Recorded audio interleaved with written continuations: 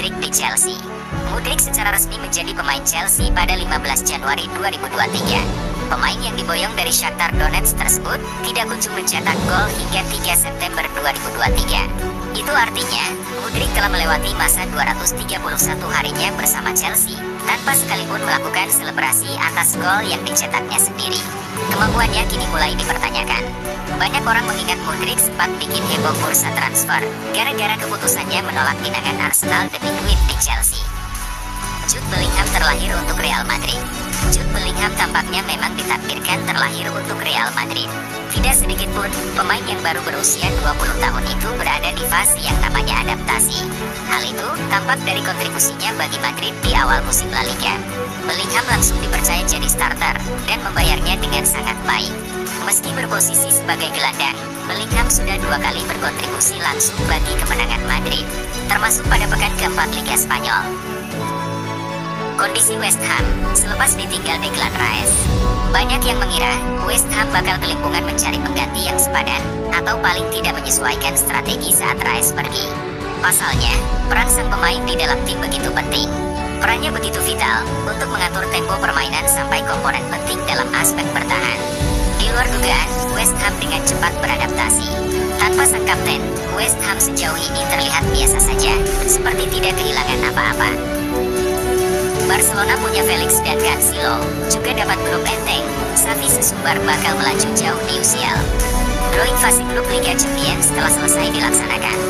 Hasil dari pengocokan tersebut menempatkan Barcelona di grup H.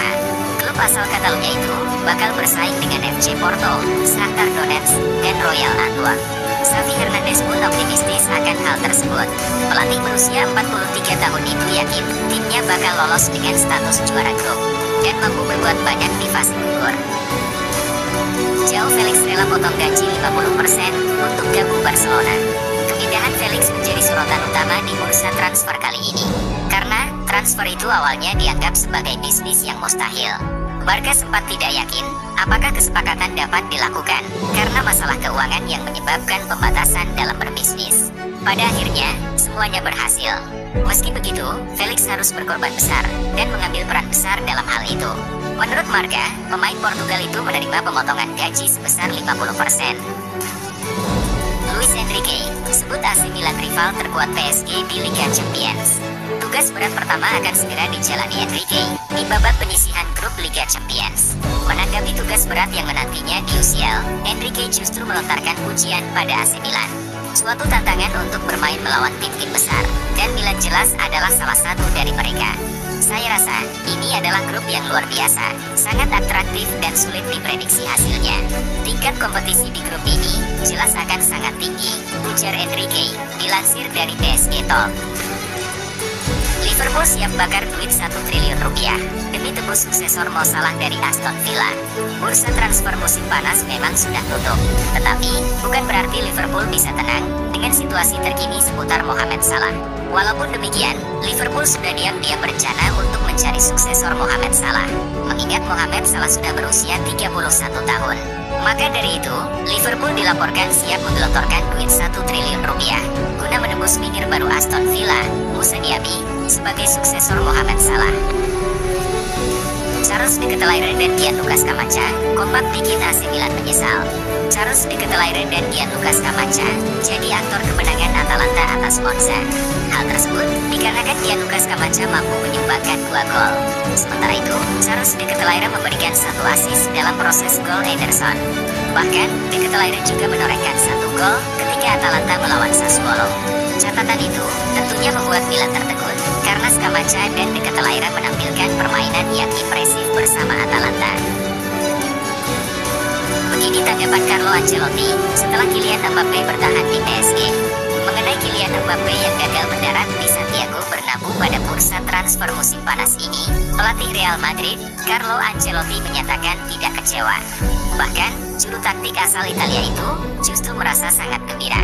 Skuad Real Madrid saat ini sudah lengkap dan kompetitif, juga mampu bersaing dengan tim manapun, ucap Carlo Ancelotti seperti dikutip laman PSG Talk. Jude Bellingham takjub dengan atmosfer Santiago Bernabeu. Jude Bellingham baru saja kembali menjadi pahlawan kemenangan Los Blancos saat melawan Getafe. Dalam laga tersebut, Bellingham mencetak gol di menit-menit akhir. Bahkan, Bellingham juga mengakui bahwa sudah merasa takjub dengan atmosfer dari stadion milik El Real. Usai mendengar para supporter tim tuan rumah memberikan nyanyian pujian kepadanya dalam sepanjang pertandingan berjalan. Fenerbahce coba datangkan Jorginho dari Arsenal. Jurnalis Turki Arda Biben mengabarkan bahwa Fenerbahce sedang berburu pemain nomor 6 di lini tengah. Dengan Jorginho sebagai salah satu target utama, para perantara telah diinstruksikan oleh klub Turki tersebut untuk menegosiasikan harga Jorginho. Sementara itu, menurut agennya, João Santos bulan lalu, pemain asal Italia itu tidak akan meninggalkan London Utara musim panas ini. Di tengah laporan ketertarikan dari Fenerbahce, Kai Havertz diprediksi flop sepanjang musim. Dari 3 penampilannya di Liga Inggris, Havertz belum berhasil mengemas gol atau assist. Pemain timnas Jerman tersebut juga terlihat tidak cocok dengan permainan Arsenal. Alhasil, saat ini mulai banyak muncul keraguan kepada Havertz. Salah satunya datang dari William Gallas. Dia bahkan memprediksi Havertz akan tampil flop sepanjang musim ini. Lebih lanjut, Gallas mengkritik Arsenal mengapa mengeluarkan uang sebanyak itu untuk pemain seperti Havertz. Erling Haaland bongkar ritual nyeleneh yang bikin menggila bareng Man City. Dilansir Mirror, Erling Haaland memiliki ritual nyeleneh untuk terus konsisten dan tampil maksimal bersama City. Salah satu ritual nyeleneh Erling Haaland agar bisa menampilkan permainan yang mengesankan adalah tidur cukup. Bahkan, Erling Haaland mengaku sering menggunakan kacamata biru agar bisa mendapatkan kualitas tidur yang baik. Erling Haaland juga dilaporkan selalu mematikan sinyal dari alat komunikasi yang dimiliki ketika tidur. Syarat buat Liverpool, jual Salah ke Arab, Januari beli Saka. Sebelumnya, Al Ittihad sudah mendapati penolakan dari Liverpool atas tawaran 150 juta pound sterling. Tapi, klub Arab itu kabarnya siap mengajukan tawaran berikutnya untuk Salah, sebesar 200 juta pound sterling. Merson menganggap bahwa uang sebesar itu sebaiknya diterima Liverpool. Setelah jendela transfer Inggris dibuka lagi bulan Januari nanti, The Reds bisa memakainya untuk membeli Bukayo Saka dari Arsenal. Pochettino ungkapkan kekecewaan saat takluk dari Nottingham Forest. Bermain di kandang sendiri, The Blues sejatinya dapat menguasai jalannya pertandingan. Namun, penyelesaian akhir jadi masalah utama yang hanya tercatat 2 kali melakukan tembakan mengenai target. Melihat statistik tersebut, Pochettino mengakui bahwa keberuntungan tak berpihak ke dalam timnya. Saya kecewa, namun tidak frustasi.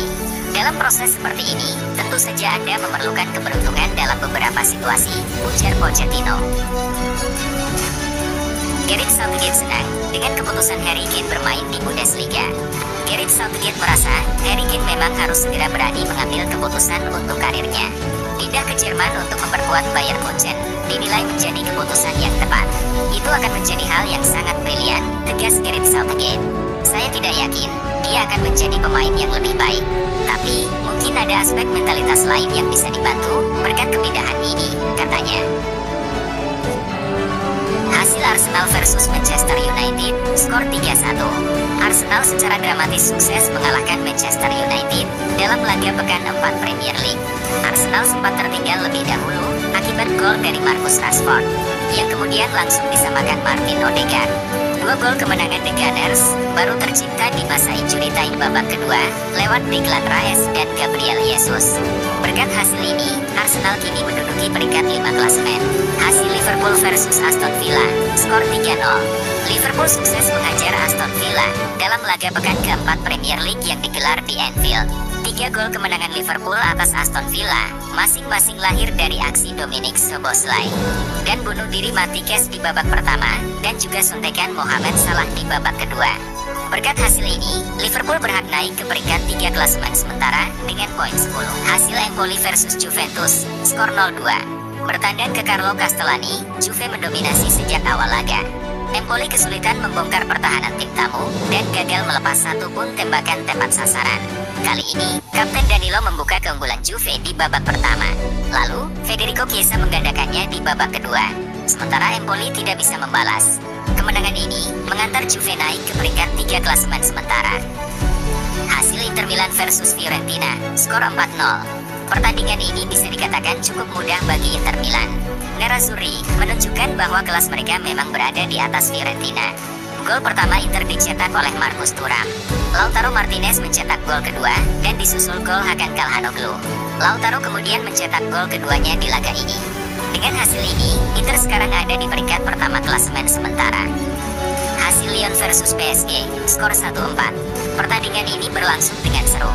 Lyon dan PSG saling adu serangan, dan banyak peluang tercipta dari kedua tim. Gol dari Lyon dicetak Corentin Tolisso.